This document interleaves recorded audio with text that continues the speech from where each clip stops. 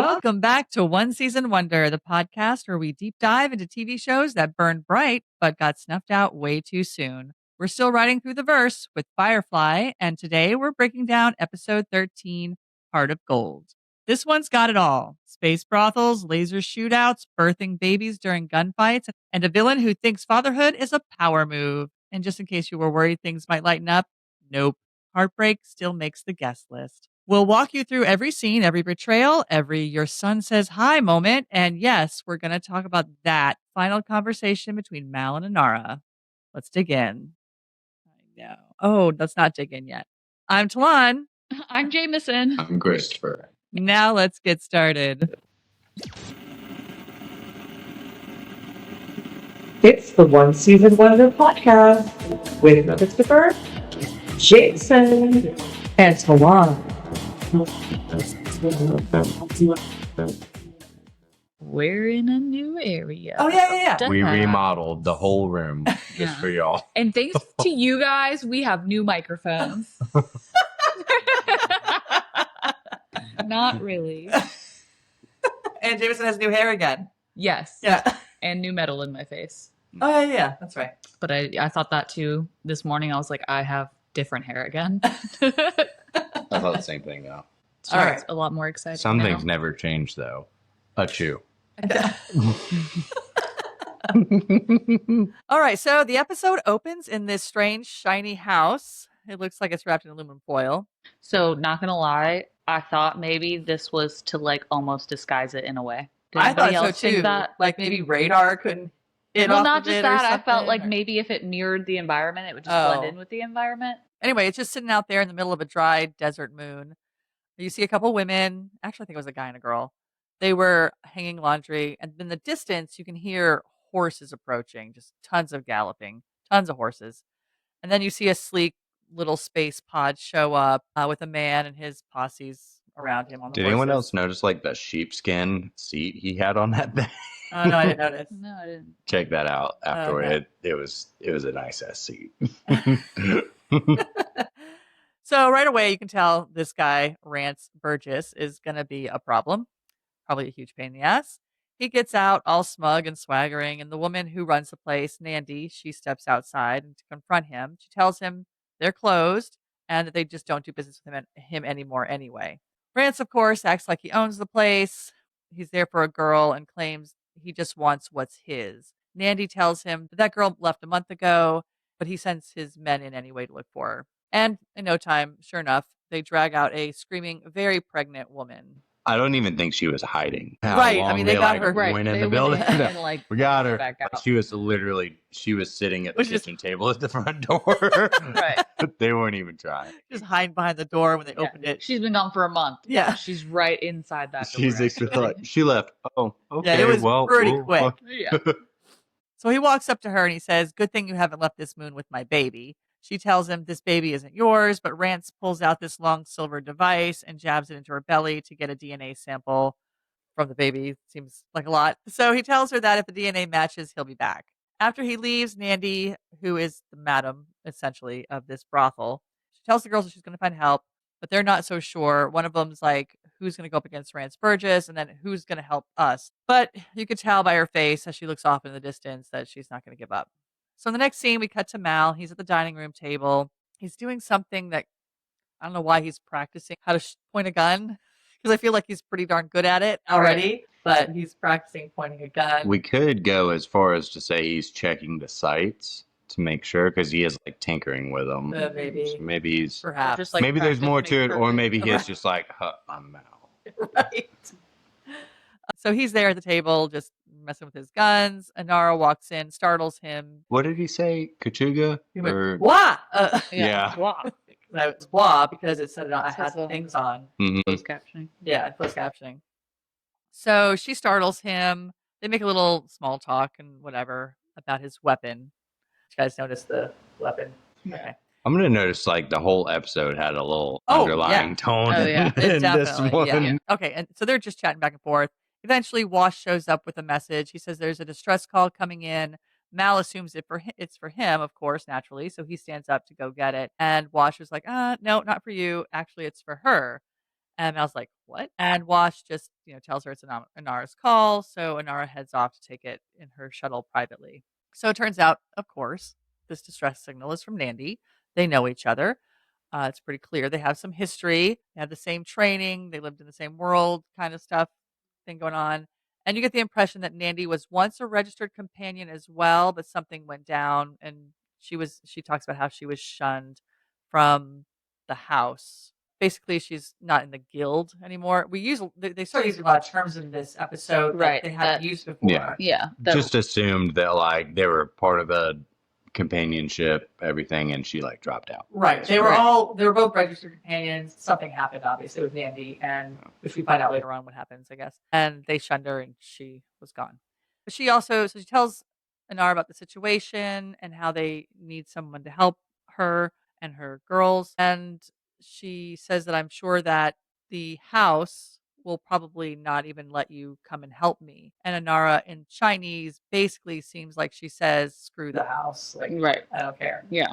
After the call ends, Inara finds Mal lurking around the corner and she says, I suppose you heard most of that. And Mal says, yeah, that's because I was eavesdropping. Mostly because I was eavesdropping. Yeah. And I like the banter in this one too, because I was like, I'd find myself like through the episode just being like, giggling a little. Yeah. Right. So Mal figures out pretty quickly what's going on. He guesses that Nandi's looking for someone to stand up to this guy, Rance Burgess, and maybe put him in his place. Then he makes a crack about, a whole house full of companions. The one time he calls them companions. And Inara corrects him and says, they're whores. Wait a minute. That's interesting. So you didn't like that word. Right. Yeah. So he's surprised by this. And he's like, I thought you didn't like that word. And she says, well, it applies. They're not registered. They're independent. So I guess there is a distinction. There are some that you can call whores. So, but I mean, that's probably why she takes such offense to it. Right. It is when she's called a whore because she's a companion. She's registered. Yeah. So that's true. I hadn't thought about that. So, well, that would lead to like some kind of animosity towards her best friend, who is a whore. Well, no, she understands. I think they all understand their places. Oh, yeah. Yeah. And where their hierarchy and well, that's what the bad guy was saying, but he's not. Oh yeah, I don't think the bad guy probably respects companions either. Yeah, I don't think he cares the way he is. That gets gnarly. Yeah. So then there's a quick moment about Inara saying that if Nandi can't pay, I'll cover the cost myself. And then Mal shuts that down. He's like, no, I'm not going to charge. And Inara still insists because she says she wants it to stay strictly business. So no favors, no blurred lines. She doesn't want anything. So now we're down in the cargo bay and the crew's all gathered for the briefing. Zoe's telling everyone what's going on. She explains that it's a speculative mission, meaning that there's no guarantee that they're going to do the mission or that there's even going to be payment involved. And anyone who wants to back out can. There's no pressure. And of course, Jayne, he's like, dude, I knew what was coming this whole time in the scene. I was waiting. Yeah. As soon as it happened, I was like, perfect. Right. So he doesn't think they should do it. He doesn't understand why they should risk themselves for strangers, especially if there's no guarantee of money. And he keeps going on and on about the lack of payout. And Zoe just, her normal, regular, very stoic self, she just repeats, well, that's why it's all speculative and you don't have to participate if you don't want to. Then Jayne grumbles some more about it. And he's like, exactly. So what's the point? And then Shepard steps in and he, with a different perspective, and he tells Jayne, this may not be for your benefit, but it's not always about the money. Sometimes people just need help, basically. And then Mal just deadpans. They're whores. And says, Jayne, I'm in. Huh? He says, I'm in. Jayne immediately, I'm in. Like, second. Like, I don't even know if a second went by. Right. So then they land on the moon. And Jayne, they're walking towards the house, and Jayne gets his first look at the house, and he says, that's the whorehouse? And Inara kind of rolls her eyes, and she's like, yes. And he stares at it, and he's like, why does it look like a foiled dinner pack or something like that? Yeah. And then Kaylee explains, being a mechanic, I guess that's why she knows. She explains that it's a cheap form of solar power, so that's why they have it like that. I will say, the whole time they were walking up, and Jayne was so excited, I was like, why is he dressed like that? I know. He's dressed for the horse. The hat and all that. He looked like a ding dong. Yeah. That's got to be his like best outfit. Yeah. Right. It probably is. But like the striped shirt with a cowboy hat. Right. Yeah. This is my most impressive outfit. Right. That's what I got. So once they're inside, Nandy and Inara greet each other with a hug. It's clear they haven't seen each other for a long time, but there's still a real bond there. Inara introduces Mal, and Nandy thanks him for coming to help. Mal, being Mal, can't resist the sarcasm. And as he introduced himself, he says, any friend of Inara's is a business-like relationship of mine. Right. So that was funny. Meanwhile, Jayne is already at the bar with some woman, and he blurts out something like, can I get sexed already? Oh, yeah. Or Yeah. something like Well, it was that. right after Mal was like, "We're all professionals." And Right, he goes, yeah. So can I get fucked already or whatever? Yeah, he's You're in like, a weird way, though. Yeah. Can I Except for get that one. sexed up already. Yeah. And then, of course, everybody stops and stares at him, and Mal's like, well, that was horrific. So then they bring out Pedaline, the pregnant woman that Rance is after. And she's introduced to Simon because he's a doctor. He takes her off to the back to check on the baby while Jayne scoots upstairs with his chosen lady of the evening. And then the two younger women approach Shepard, who's standing behind the bar. he's so frantic. You can see it in everything that I don't know what he's doing. He's like cleaning up and wiping things down. Yeah, and, you know, but he's just so frantic in very this whole moment. uncomfortable. He's like, don't talk to me. Don't talk to me almost. Like, yeah. So these two girls come up and they say Shepard, and he immediately panics. And you can tell it's panic. And he's like, oh, no, thank you. And and they look at him like, and then they're like, no, we just want to know if you would do a prayer service for them. They said something about how they hadn't had one in a while. And the last shepherd that came and did a prayer with them, he took payment from them in their services. Right. Yeah. Which, of course, Book was clearly horrified by it. Yeah. He just had this look of like, what? But I felt like it was a weird, because he went like right off the bat like, I'm not interested, and they went into like how they wanted a prayer, but I was expecting like some kind of like sympathy afterwards from him, but the scene just cut. Right. Like it never had him being like, oh, okay, my bad, or whatever. Right. Well, I think it's because he was in shock because the last thing they said to him before they switched scenes was that the last preacher wanted payment for prayer with them, their services. And he was just like shocked, like, what? Like, what kind of preacher is that? Yeah. So then next we've got Mal, Inara, Zoe, and Nandy sitting down and they're talking strategy. The big question on the table is whether this baby actually belongs to Rance Burgess. And Nandy is honest and says, yeah, Rance definitely favored, I can't want to say Pedaline, but Pedaline. Yeah, it was a weird name. It is a weird name. He definitely favored Pedaline, but she had other clients as well. So it could be a 50-50 shot. So, but she says it doesn't matter either way. It doesn't matter who the father is. The baby's Pedaline's. So it's not up for negotiation. And the only reason why he keeps coming to her and coming to their house is because his own wife can't have children. So he feels like he's entitled to take one from theirs. Oh, I was wondering. I missed that. I missed that part too. Because I was like, why is this bitch not mad that this man made a whore pregnant? Dude, I one of my notes is something like, I guess this lady's cool with him fucking her. Right. Like, that's all I could think of. Now it all makes sense. Okay, because he did treat women that way. And, Right. Yeah. Right. But I think I missed that one scene. But she was barren. It was in this part where she said that his wife was, she said it, of course, in their fancy Western way. Right. Maybe that's probably why. And, but yeah, she can't have kids. So. Gotcha. Yeah. Sorry. That threw me for a loop. So Mal, of course, wants to meet this guy to size him up, see what he's up against.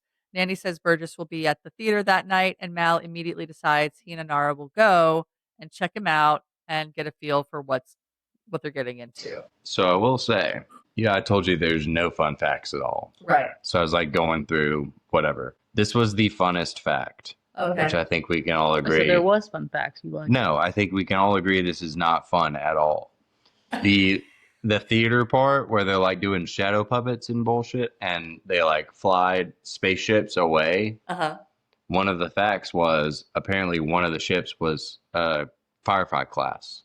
Oh. Like that's the fun facts of the episode. And I was like, wow, none of these are worth the shit. Inara's comment in this moment was also funny because he was like, will you take my arm? And she was like, if you wash it first. Right. Yeah. That was funny. So now we're at the theater and Rance is doing what you'd expect. He's kind of holding court. He's surrounded by men. He's telling them this story about this young guy who, I guess, had apparently taken a young woman's virtue. So he tells him that if you take a woman's virtue, then she's yours forever. And everybody kind of starts laughing, and Mal walks up and he's laughing along with them like he is part of the conversation. And of course, they're all like, "Who are you?" or whatever. And he's like, "I'm Malcolm Reynolds." The guy pulls back his jacket and reveals this gun.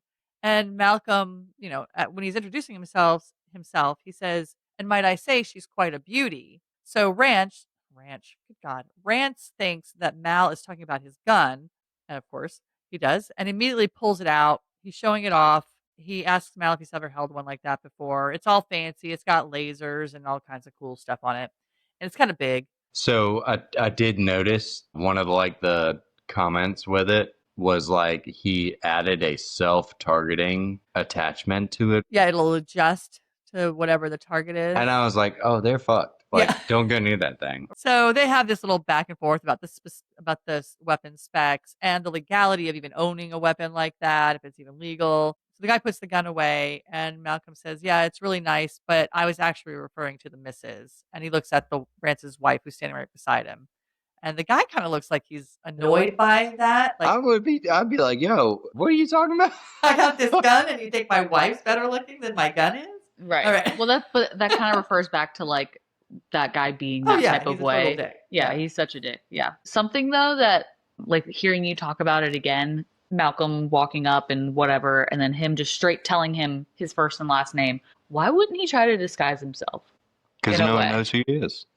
I mean, yeah, but later on it comes up and he's like, "Oh yeah, I met him at the theater." Because I wondered why he didn't use an alias as well. But either way, it doesn't matter. They're either all going to be dead or they're going to get rid of him. So And I think also Malcolm, the type of personality he has, I guess he doesn't care. Maybe a Yeah, little in a way. conceited with that. Yeah. right. But anyways, it just Well, I mean, made it me was think a of super like Western town. Mhm. So I figured maybe he like just knew no one knew who he was. Well, yeah, but it's not about that. It's about the fact that the guy would be able to obviously like Yeah. Well, no one saw the other lady doing what she did. Right. We'll get into that. I didn't see that. like you didn't see it coming. No, not at all. Oh, okay.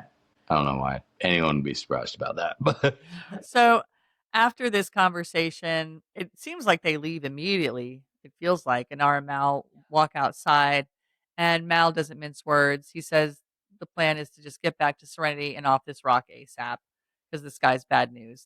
He doesn't think they're going to have enough to go up against him. And while this is happening, inside, Rance gets a phone call. The DNA results are did you see that little telephone he had yeah, it though? was Yeah, like it was this little big with a pop little up. antenna microphone that popped out of it. That thing was dope. So the DNA results are in. His wife wants to know the outcome, which must have seemed weird to you guys that you guys didn't pick up on that. Well, in That's this moment, why I I was made just the kind of note. like, I guess she's okay with it. I don't fucking know. Yeah. So he tells her that the baby is his, and he's very excited about it. I guess she's excited about it too. And she's just like, well, okay. Yeah. All right, so back at the house, Mal lays it out for the crew and the women, blunt and practical. They don't have the weapons to win this thing outright, and his first instinct is that they are going to need to run. He's like, we got to get out of here. So Nandi, though, isn't shaken by this. She feels like, I'm sure she's just like, well, I don't blame She knew you. kind of going into it. I Yeah. think that like So she tells Mal she understands it's not his fight and he has to protect his crew the way she has to protect her girls. But Mal cuts her off. I don't think you understand. He says, I mean, all of us. We all run. You just get whatever little bit of necessities you need, pack up your shit, and we all go. No. yeah. So that's, of course, when Nandi draws where she draws the line. She's not running. She's carved out this little corner of the world with her own two hands, and she's not about to leave it behind. This is her home. So Mal looks at her and he says, lady, you're my kind of stupid. Which that's where so she makes a reference later of like about how she's been into him, and that might spoil it a little bit. But I felt like that was the first part right there. Right. But like they had that little connection. Because she said something along the lines of like, you would do the same thing if you were me. Right. Yeah. Later on. And I was like, yep, she's pretty much right. Yeah. Jayne chimes in and he's acting like, this guy, he's probably not that big of a deal. It's not going to be a big fight. We could probably catch him with his pants down. Zoe adds that he'll likely come during the daylight, so a simple 3-point watch and 4-hour shift should cover it. They're all acting like, yeah, this is no big deal. We've got this. no problem. And honestly, they do have the high ground as well, plus cover with the house. So they do have a bit of an advantage. Do you mention Shepard's carpenter comment at all? Well, I don't mention it specifically, like he follows a carpenter. Yeah. So in that, like, that was one of my notes. I think it has to do with that because they have the high ground, and Shepard does want to like help in his way, not violently, Right. but he wants to like fortify and do whatever. Yeah. And he makes the comment. He's like, I've been following a carpenter for a while. I'm kind of handy with Right. that. A hammer. And the motherfucker makes like X's over the windows. And I was like, yeah, anyone could do that. You're not handy at all with carpentry. I was like, if anything, that makes it more difficult. What? I was picturing like he's about to build a wall and like. Yeah, you think he has time to build a wall? I didn't know what I was like. He's about to. I knew he was just going to board up the He window. literally X's on the windows. What does that do, bud? They can rest their guns in those X's. No, Yeah. but that tickled me. I Yeah, was like, that's yeah, funny. you got a lot of experience. Like you just said, of course, Shepard, he offers to help board the place up because he's good with a hammer. Mal figures they might try to burn the house down, so he asks Nanny about the water supply. Turns out it's underground well. So Mal has Kaylee check it out to see what she can do with it to get the water flowing and use it into their advantage. And then out of nowhere, River pipes up. It's starting. And of course, everyone thinks she means the attack. So Mal's like, yep, it's going to start soon. Like, but then all of a sudden, Petaline starts going into labor. And they're like, oh, that's starting. Okay. So the contractions are hitting. So Simon takes her and moves her quickly into another room. Mal then gives the order that it's time to get to work. So everybody has to get up and get stuff going. What follows next is basically a montage of everyone getting ready for the fight. You see Shepard putting wood planks on the windows. 2 nails. Quonk, quonk, quonk, quonk. I'm a carpenter. Everybody's getting the guns ready. Of course, you see Jayne with a shitload of guns, and he's just filling them with ammunition and all that. Zoe and Wash are laying some kind of trip lines outside across where they think they're going to come across, and then covering up with sand. Inara's inside assisting Simon with the baby. She's got a bowl of water because everybody always needs hot water. I've had 3 babies, and I've never had anyone with a bowl of hot water. Anybody have a bowl of water? Never once have I needed hot water. Joking. It's just a thing for some reason. Every time TV shows, movies, are like, Yep. go get some hot water. Like, why? What is that doing? And I feel like there's always like Steam your face? like the washcloth Yeah. on the forehead like thing. Never had that either. Yeah. Nope. So no hot water, no washcloth to the forehead. I'd probably be like, get the fuck away from Yeah. me. Don't touch me. I So- think you'd want cold water. We don't need any water. Unless you're giving birth in a tub, then you would have water. But Because, like, in a sport, which I'd assume this is not relating it to exercise, but it is. oh, it's a workout. Yeah. Right. Yeah. So, like, you don't want hot water. You want cold water just to, like, Right. But I don't even remember drinking water when I was in the throes of labor. probably not at Yeah, I the don't moment think that- thirsty. No. It's like, get out. Get the fuck out. So anyway, everybody's doing their thing. Everybody's getting their stuff ready and getting prepared. And then we get a quiet little kind of sweet moment with those 2 girls that came up to Shepard at the bar. And they go up to, I don't know if it's sweet, but they go up to Book about, I thought the after part of that was funny. right. They go up to Shepard and they ask if, just in case, if something happens, will they get a proper burial from him? And he's like, oh, no. I don't need to bury you. No one's going to die. And then his second, he says that, it goes right to Jayne. He's like, someone's going to die. I'm Yeah. gonna die today. Right. So, or people And his mistress is like, oh, yeah. So he's like, people are going to die. That's just the way it is. And he tells her that she needs to stay sharp, keep her head down. And then he starts naming off all of his favorite guns. And he tells her, that he's giving like a personal thing of his armory. And he's telling her about how, because they're all laid out on the bed. And basically he's like, once I run out of ammo in one, you give me the next, biggest one after that, whatever. Although I'm not sure why they lay these out on the bed this early because they use the bed later. Right. Yeah. there's a couple of consistencies there. Yeah. Then back outside, Zoe and Wash are still laying down the tripwire, and we get a moment of more personal moment with the 2 of them because they're talking about having children. And Wash starts talking about how dark the verse is and how ugly and hopeless it can be. And he says he doesn't think it's a good time to bring a child into a world like this. And Zoe's not really hearing it. Zoe's heard this from him before, obviously, because she says that excuse is getting tired. But Wash stands by it. He says it's still valid. The universe hasn't gotten any kinder, and his fear isn't going anywhere. And that's when Zoe calmly but firmly, the way she is, lays it out to him. She's like, I don't care what you think, basically. She's not going to let fear keep her from trying. She's not afraid to build something good, basically, in the middle of something. And then she's like, period. Like, that's it. We're not talking about it anymore. This is how it's going to be. Told him he's having a baby. Yeah, Right. we're going to have a baby. So then back inside, we're in Nandy's room, and she and Mal are talking. And in the background, you can hear Jayne outside trying to teach the women how to shoot. And he's yelling at them, but he in what he's saying about this lesson he's giving, he basically says, if you don't get it right, you're going to have to, pay me, with your services. Right. And Mal kind of shakes his head as he closes the curtains. And he says, that man's going to use up all our credit before we even finish the job. And Nandy laughs and he says something like, well, when the job's done, maybe you can just make up for it in chores and stuff like that. So they have this little thing going back and forth. And they start going through her guns. They're kind of bonding over these guns a little bit. And Nandy casually mentions that thought more of Mal's crew would be interested in using and trading services with the girls. And although there are some guys there too, by the way. But that was Kaylee's comment. Kaylee made a yeah. comment She's about like, it. oh, like, look, there's boy horse. Yeah. Yeah. I'm kind of just low-key, I guess low-key. I'm surprised Kaylee didn't entertain a boy whore Right. Right. Considering what we know about her now. quicker in Right. the other episodes. Yeah.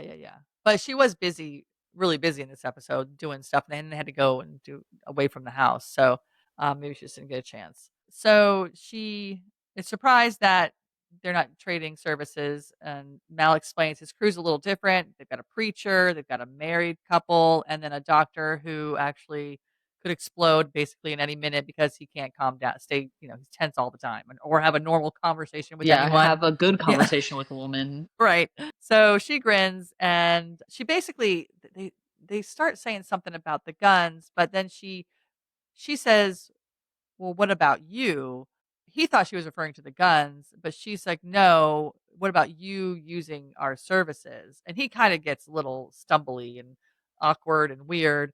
And he's like, yeah, sure. I mean, after, everything's over and done with, I'm sure I'll use your services. But he's kind of like about it.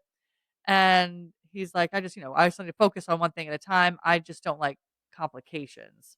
I hated this whole thing. I fucking hated the whole scene too. I'm I was so glad I'm not so the only one. uncomfortable with it and so pissed off about it. For the same reason? Well, that's because yeah. Okay. What was the reason, ladies? Well, we'll get to it. Yeah.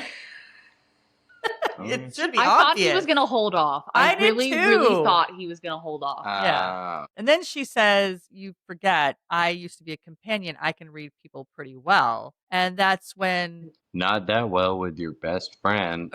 Right.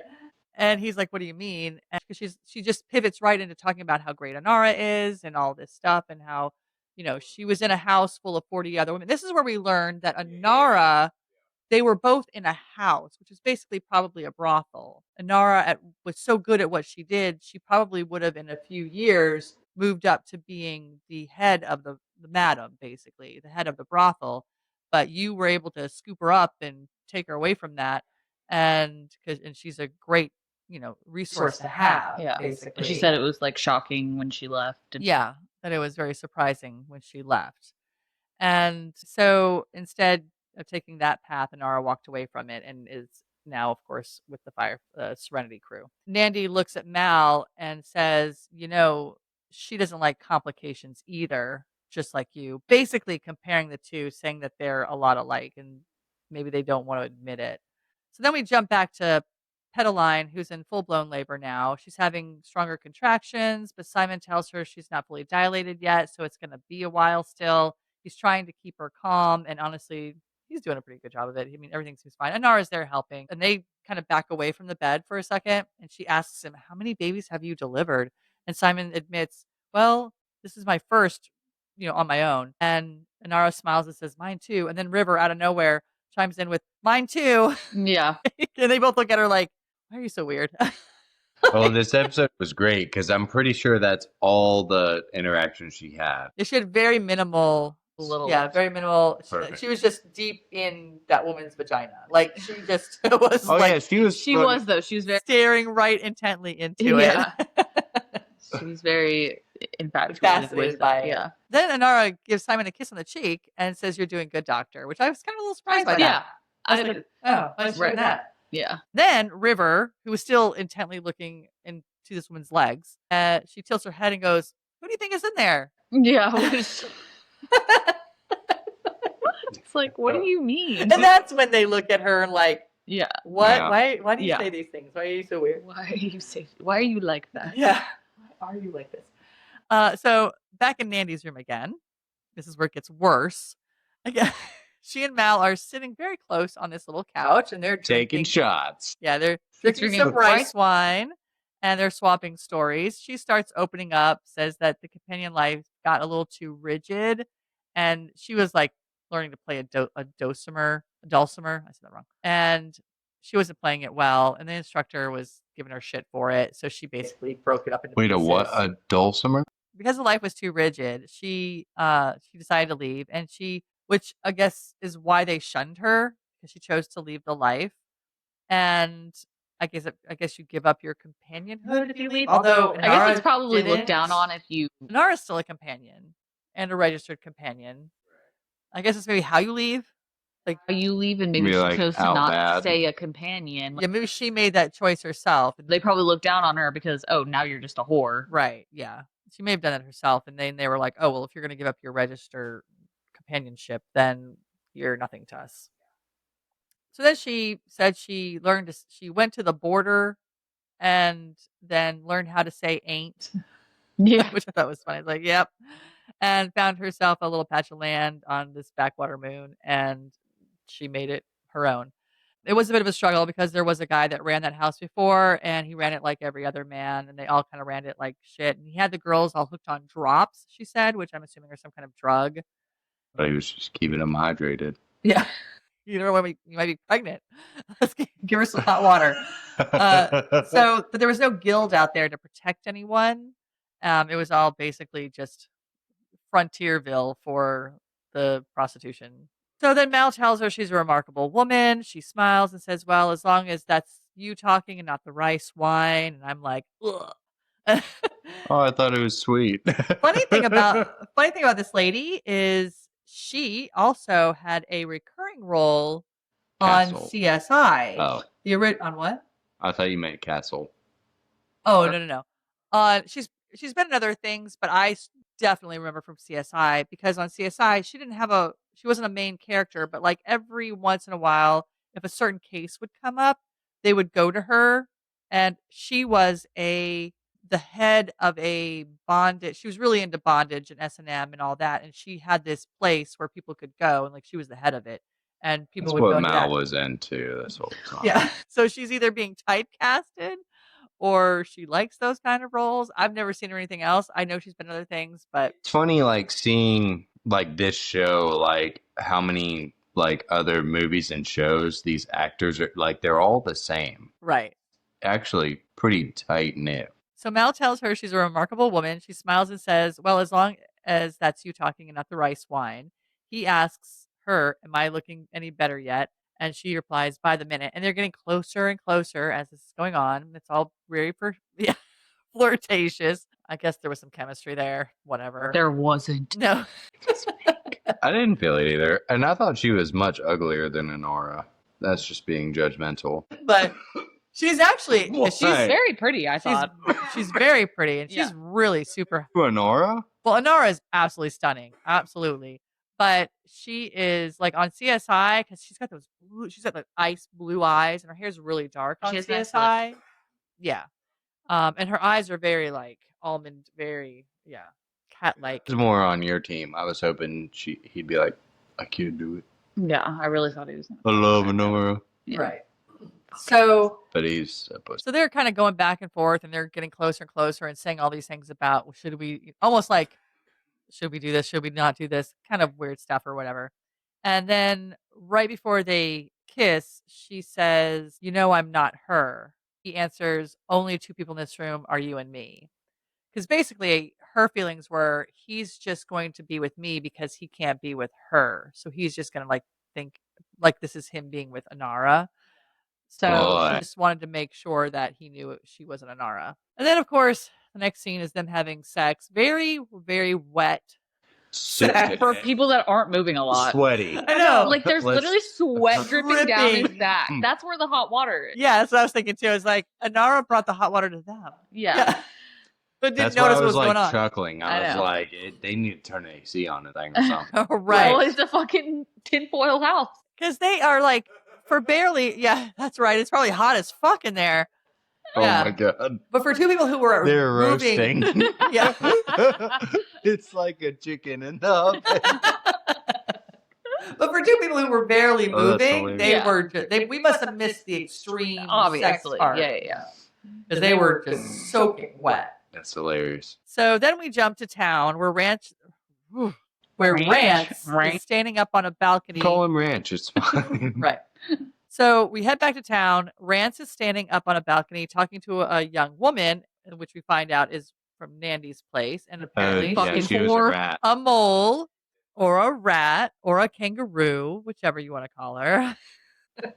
So What she's been What do you feeding. mean? I don't get it. Yeah, I don't either. You So just said all the same animal 3 separate times. No, I get it. Let's move on. it's funny that that's one thing you do remember from the podcast. I've talked about it Because for a I know. he has talked about it every day since then. Everyone at work knows that you think kangaroos are We rats. sell Harley Davidsons and we talk about kangaroos all day. That's all we do. So she has been feeding Rance information, obviously.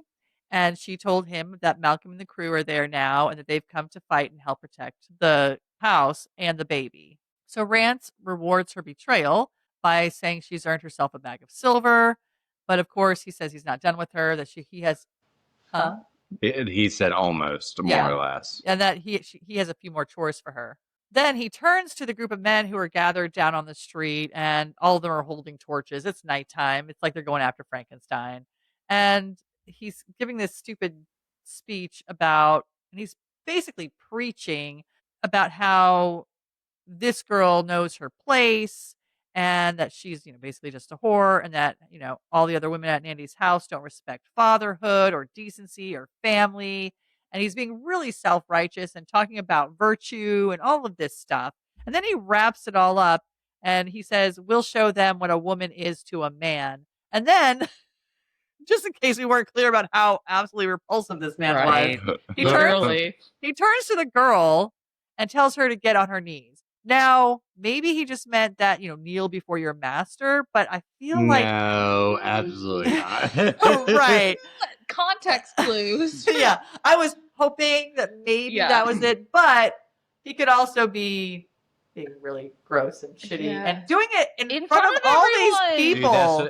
Dude, I can't imagine the cutscene of what we don't see in the episode. What are those dudes just sitting there look at her go?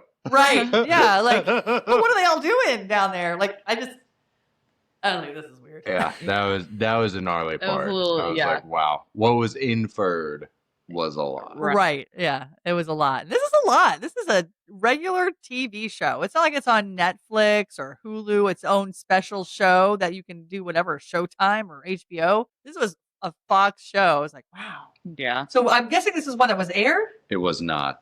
Oh, okay. Yep. That's sure a enough. fun fact you could have filled us in on. Yeah. Okay. But it was intended to. It was yeah. I'm assuming it was all of the shows that, even the ones that weren't aired, were meant to be aired at They some were point. So But there it was just cut off. It shut off.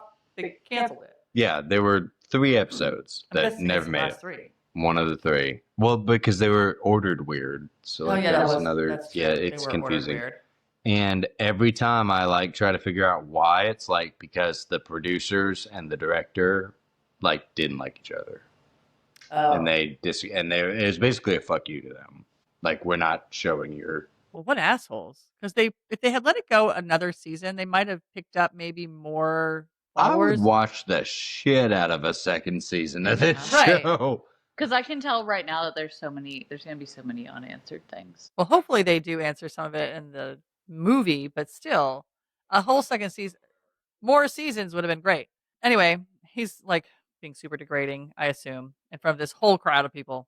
Then the next morning, Mal gets up from Nandy's bed. Shirt is half on, half, he's putting it on as he's walking out her door, and he's trying to button it up. And as he goes to slip out of the room and walks down the hallway, of course, there comes Inara right there. And it's a little awkward, or more than awkward. I feel really bad. So she's surprised, clearly wasn't expecting to see him coming out of Nandy's room like that. He freezes. He starts to stammer, fumbling to explain himself. But Inara then cuts him off, and she's I think he was like, yeah, we're just going over the plan. right with my shirt off. We wrote the plan on my back. Yeah, we wrote it all out. And then it wore off on Sweat. right. We kept having to redo it. She's very, calm about it. And she's like, I'm glad you slept with Nandy. And he's like, really? You are? And she's like, yeah, she probably needed some comfort with everything going on. And Mal insists that he wasn't trying to take advantage. He was just worried that Inara would think that he was taking advantage of her friend, but Inara just raises her eyebrows and says, well, she's worth taking advantage of. I'm sure, I surely hope you did. And then Mal's even more confused. He's like, so you're okay? And then she's like, well, I can't say I'm entirely okay. I'm a little appalled at her taste. Right. And yeah.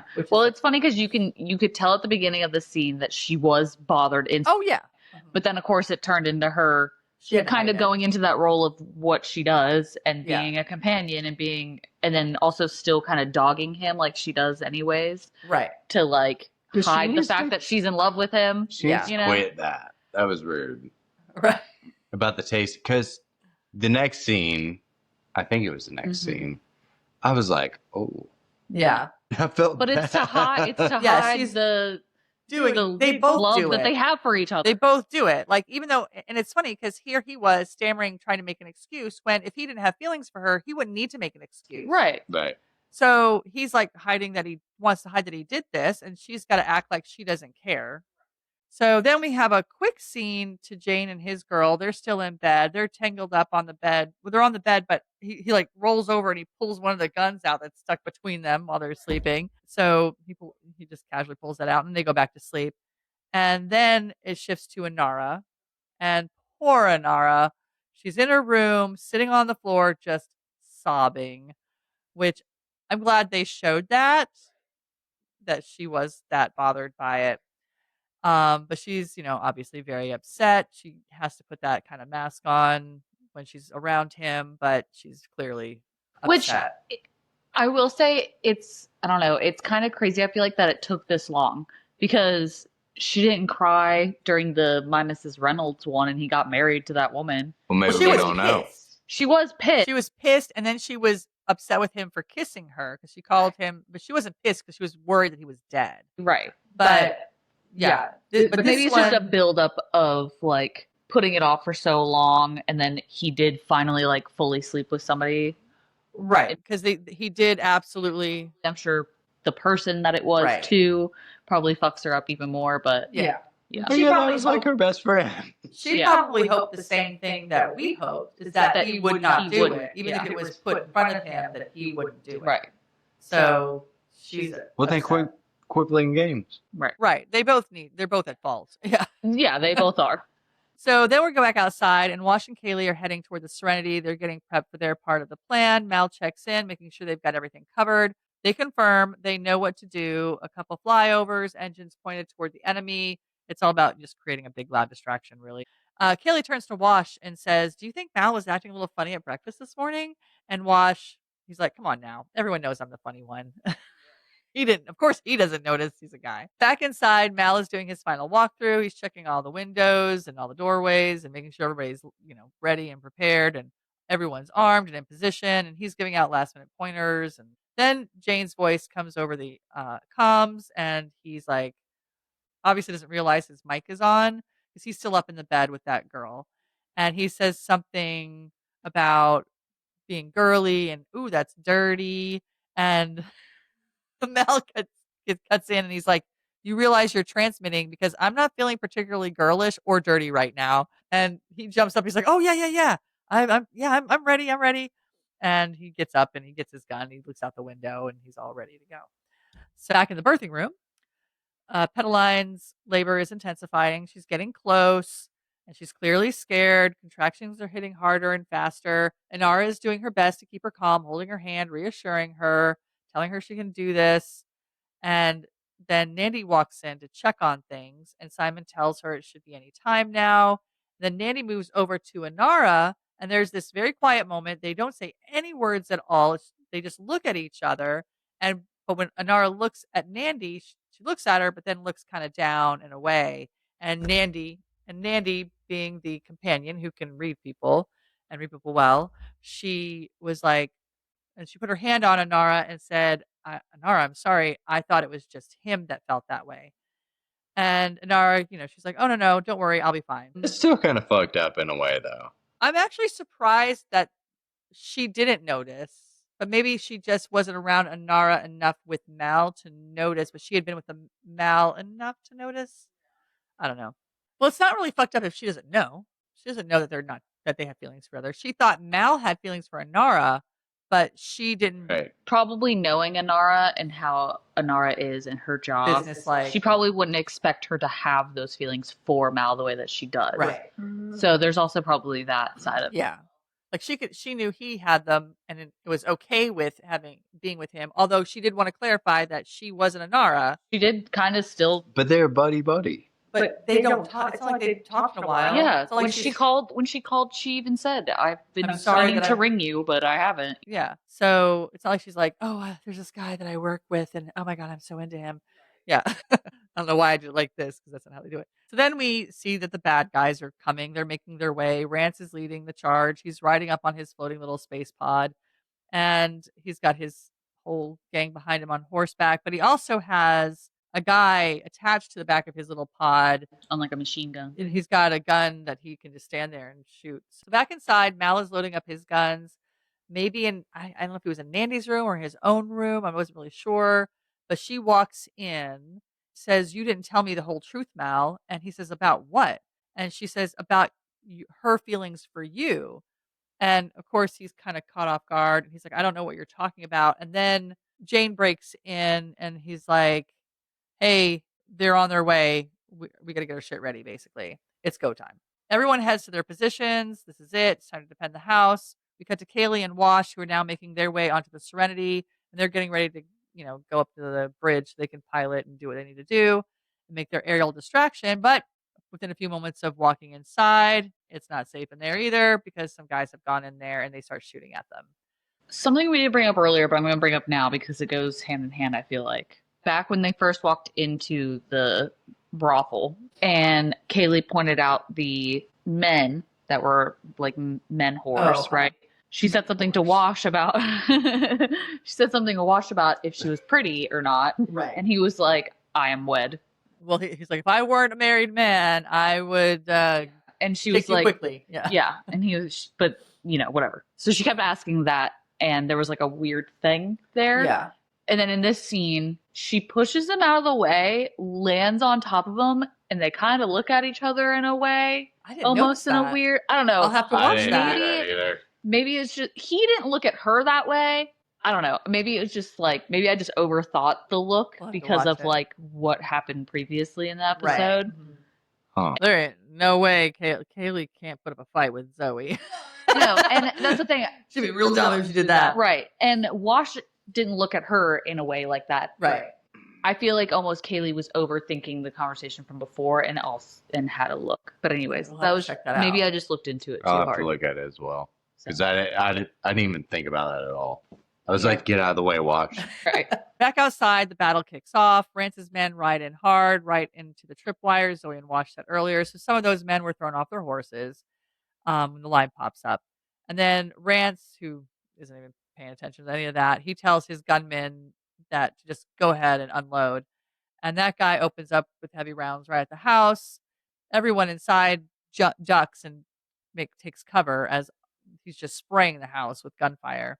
The windows are rattling. Everything is pew pew pew all over the place. Wood splintering. It's a mess. Pew, pew, pew. Mal gets on comms and he says, Jayne, this is our first hurdle. You need to take care of it. So then Jayne, who's been waiting, he's ready. He's like, okay, yeah, of course. So he puts his gun out and he shoots the guy right off the back of the hovercraft. And so he's out of the way.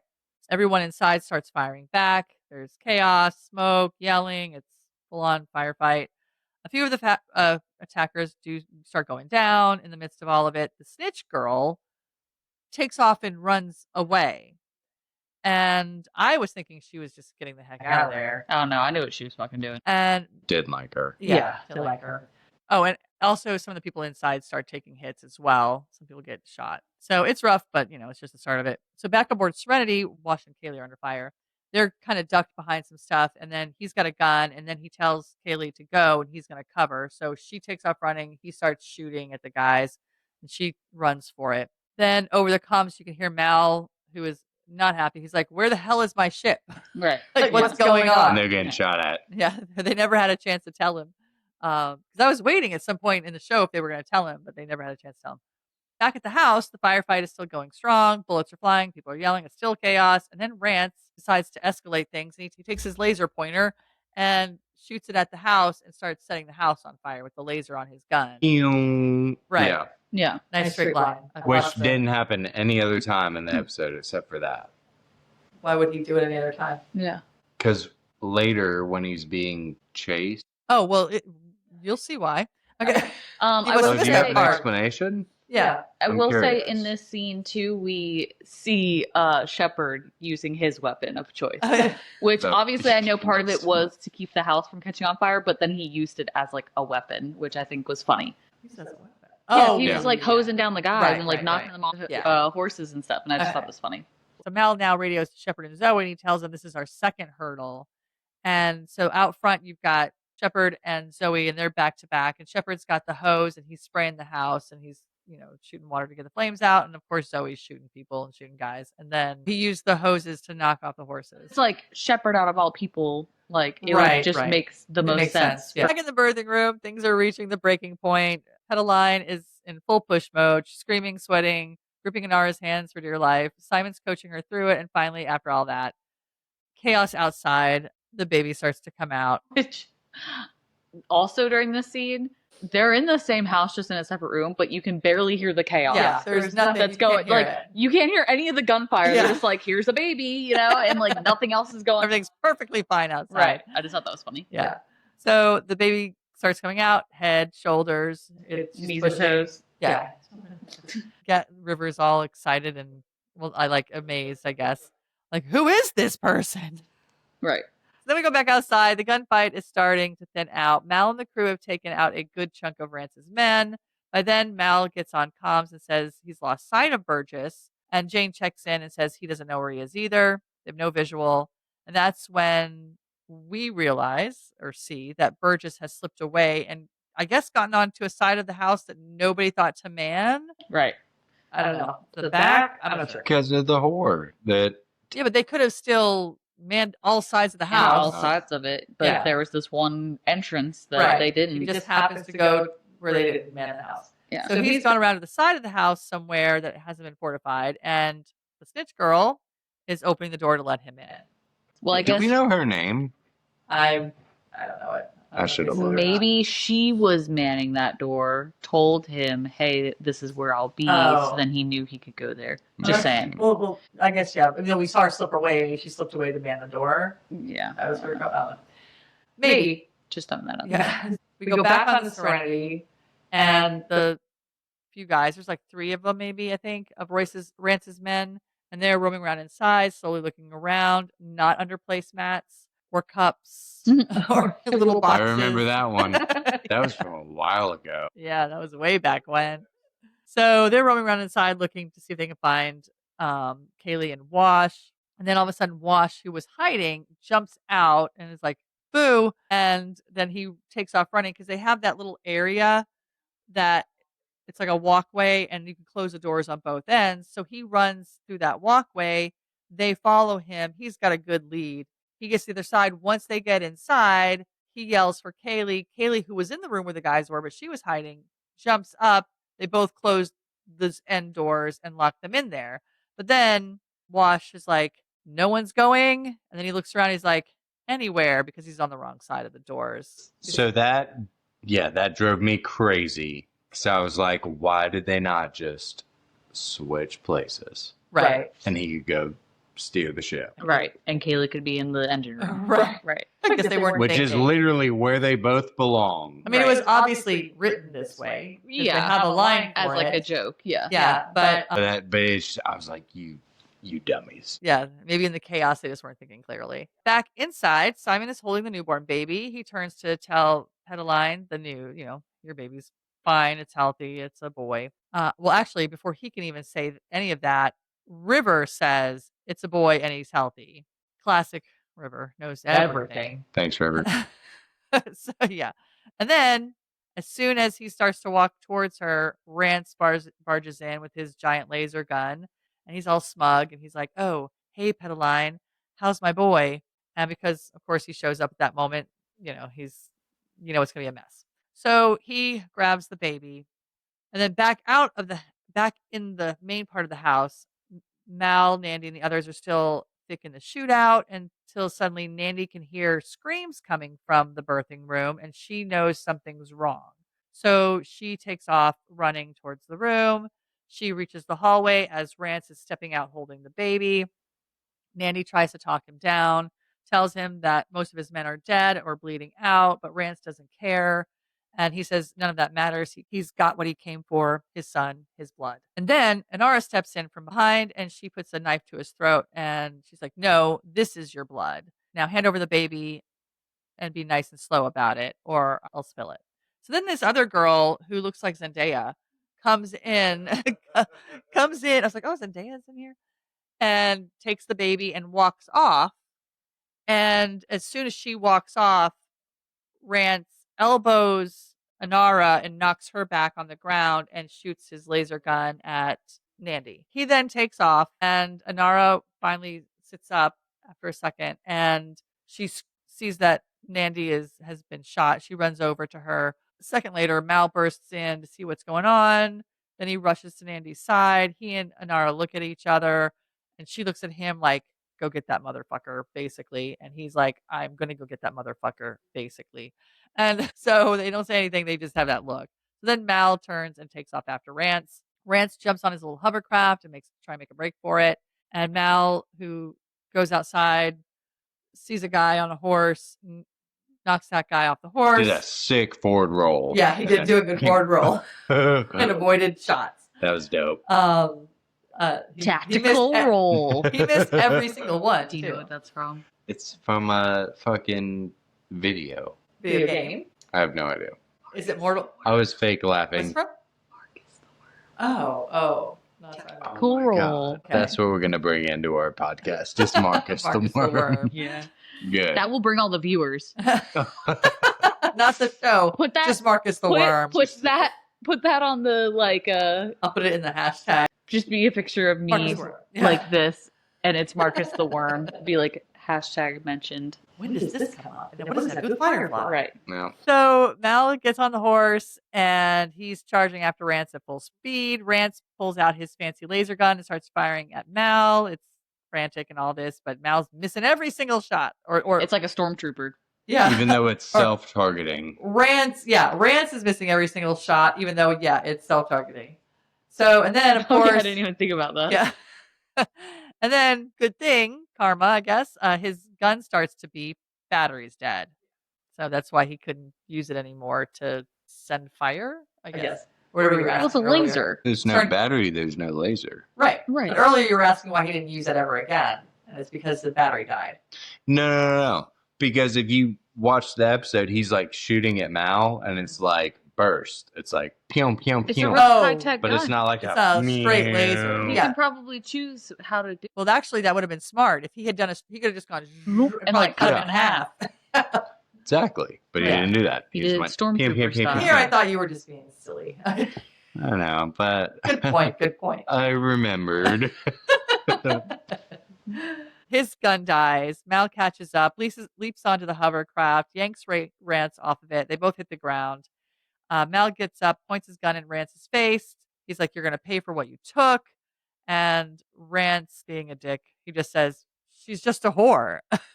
And Mal, of course, doesn't shoot him, which I'm sure pisses you off a little bit that you really didn't shoot him. I thought he was going to 100%. Yeah. I knew he wasn't Like, I going knew he to. wouldn't He either. never does. Yeah. Pure He piss. just whips the gun around and No. hits him in the face with the butt of the I gun. was all the way ready for him to just kapow. Yeah.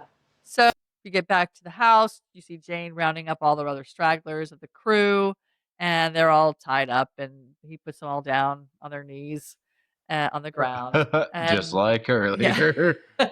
Then you see Mal and Inara bringing Rance up, and he's also tied up, and they throw him on the ground on his knees, and he starts yelling out, "Bring me my son, bring me my son, I want to see my boy." Like, what the hell are you going to do? Like, you're surrounded and tied up. So then Pedaline comes out of the house with the baby in her arms. She walks up to him, and she says, "Rance, this is your son Jonah. Say hi to your dad. Jonah, say hi to your daddy." And then she just pulls out a gun and shoots him dead. Which was dark to me. Like, I get it, Right. but dude shot the shit out of him. Was like, I killed him, and this is my accomplice. Yeah. And then she says to the baby, "Say goodbye to your daddy." Yeah. And So, I was like, wow, damn. yeah.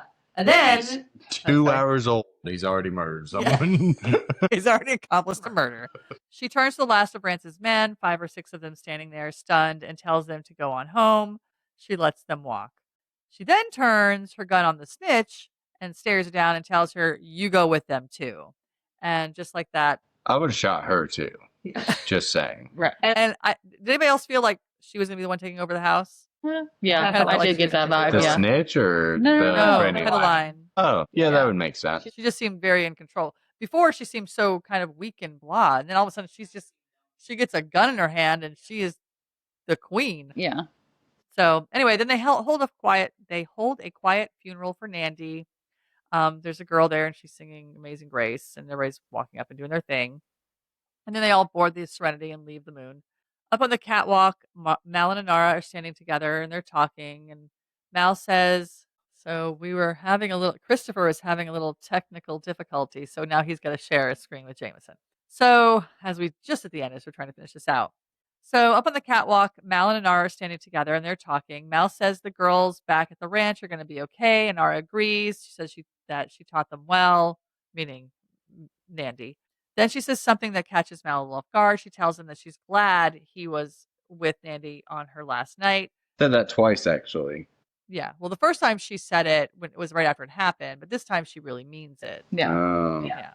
So she's glad. She says that she's glad. Where when Mal pauses, he wishes he hadn't even known her, so they wouldn't feel like he failed her.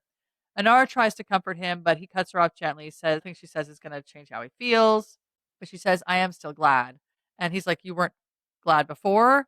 And then she just kind of looks down. And then he starts to try and open up. And he says he's not expecting anything from her, but he's just feeling kind of truthsome at the moment, as he puts it. And he says, "But life's too damn short for ifs or maybes." And then She interrupted. She interrupted. I was like, it was not done. Yeah, but she knew where it was going, obviously. She tells him she learned something from Nandy, that the family Nandy built, the strength and love she shared with them, that's what held them together. And that kind of bond, once you have it, you don't want to break away from it. You can't break away from it. And then she admits that she says, "This is something I should have done a long time ago." And she's sorry it took so long. And here I am like, okay, Yes. finally. Yes. I love you. They're Waiting going to for say it. Right. What? I thought she was going to say I love you. Yeah. Yes. I love you. But she she looks at Mal and she says, "I'm leaving." Her voice is very steady, but You can see it in both of their faces. It's she starts to tear up. And as she starts to tear up, she turns around and walks away. And then it shows Mal, and he's just kind of stunned and confused. And that's it. I think me and James were both like, what the fuck? Yeah. Yeah. Mad. So it was an all around shitty episode. I didn't say it because I was like, I'll wait to the podcast. least favorite episode just because of that. All of that happened. All of that Yeah. happened because it's like obviously we didn't want it to go that way. Right. We've been waiting for it to happen, and then Exactly. Yeah. I mean, you got to wonder though what Mal was going to say. Was he? Because he did just have sex with this woman, and now he's going to profess his love to her. How is he going to explain all that? But I mean, of course, you could explain that he was just trying to cover up his feelings and hide his feelings, just like anything else. But it would have been a little awkward, I suppose. But the conversation. But it would have been nice if he hadn't even had sex with her at all. So, all right. And that's Heart of Gold, an episode that gave us gunfights, heartbreak, and just enough emotional whiplash to remind us why we all love this crew and why it stings so much that we didn't get more of them. Nanny didn't make it out, but her legacy did. Pedaline stood her ground, and Inara, well, she finally said something, but not what we wanted. Just before she broke Mel's heart and ours, right along with it. Next week, we head into the final frontier, literally, with the last episode of Firefly, Objects in Space. And apparently, it's a very river centric episode, and it's Christopher's, so I'm sure he's thrilled. Anyway, be sure to subscribe, share, and keep listening so we don't become a one season wonder ourselves. See ya. Keep it weird. but not so weird that you don't profess your love for each other. Right.